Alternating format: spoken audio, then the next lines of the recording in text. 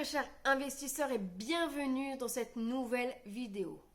Aujourd'hui, je voudrais te parler des 3 inconvénients de ne pas avoir de décompteur d'eau dans un immeuble de rapport.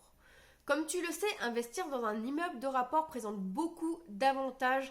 Je t'en ai déjà parlé dans un de mes articles qui s'appelle « Les 6 avantages d'investir dans un immeuble de rapport ». Si tu ne l'as pas encore visionné, je t'invite à la visionner. Je te mettrai le lien en dessous de la description. Cependant, gérer un immeuble de rapport et gérer un appartement est complètement différent.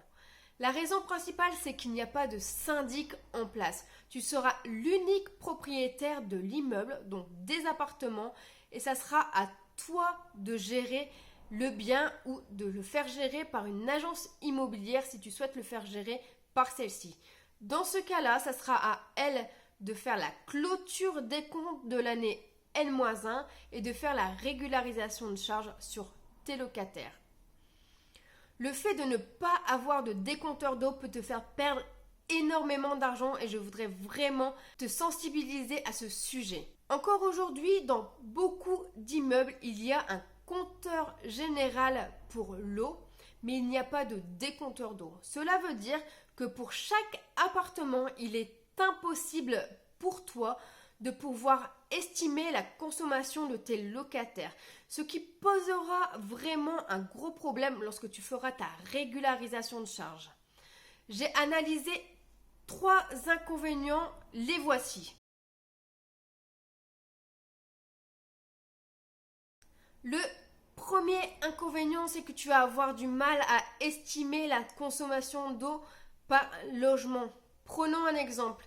Si tu as par exemple acheté un immeuble de 5 appartements qui sont tous constitués de T2, pour faire simple, comment vas-tu faire ta régularisation de charges?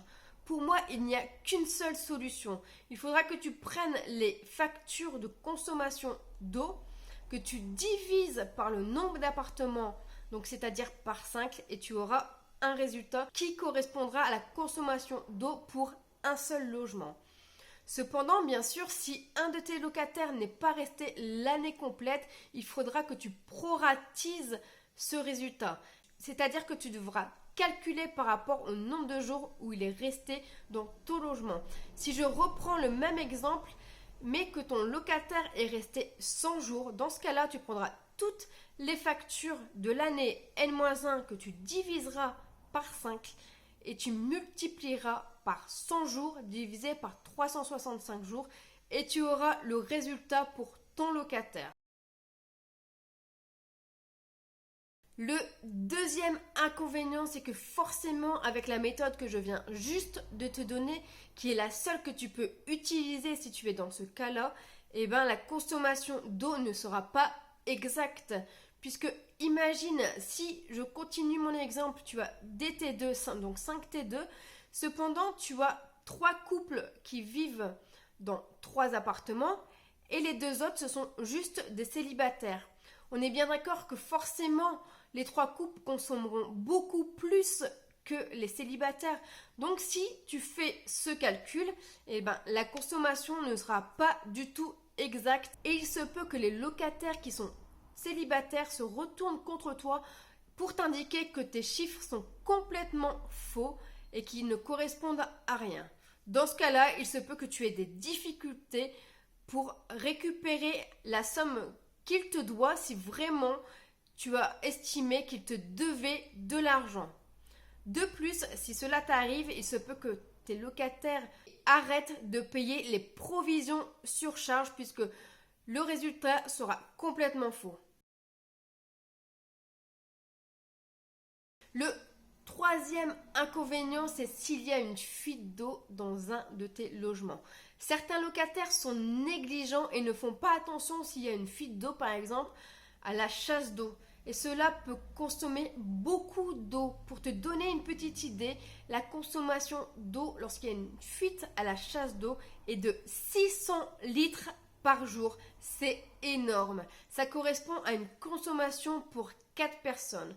Donc imagine-toi bien que si ton locataire ne fait pas attention, tu peux recevoir une facture d'eau exorbitante lorsqu'il y aura une relève des compteurs par ton fournisseur. Donc dans ce cas-là, ma question c'est comment feras-tu pour refacturer cette consommation d'eau à ton locataire? Puisque dans ce cas, tu ne pourras pas diviser par 5 puisque les autres locataires n'ont pas à payer cette facture d'eau. Et comment pouvoir estimer la consommation d'eau de ton locataire qui a eu cette fuite d'eau?